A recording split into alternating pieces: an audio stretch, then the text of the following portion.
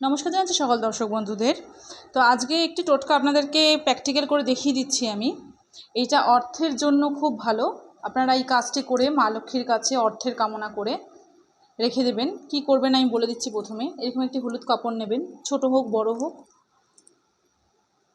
আচ্ছা, এখানে নেবেন 7টা সুপারি, প্রত্যেকটা 7 পিস করে নেবেন।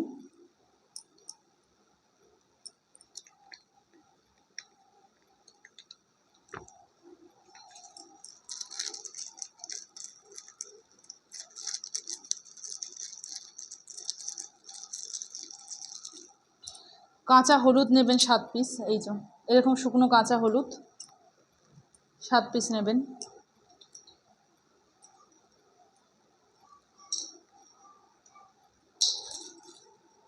আর নেবেন 7 পিস কড়ি।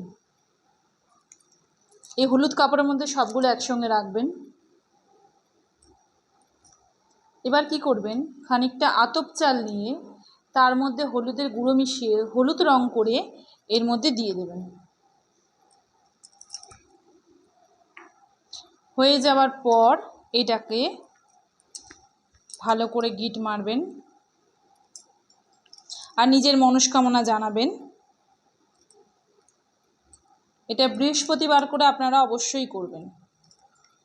করে আপনাদের ঠাকুর ঘরে লক্ষ্মীর সামনে আপনারা রেখে দেবেন। এইভাবে এটা করুন, নিশ্চয়ই উপকার পাবেন। জয় মা তারা।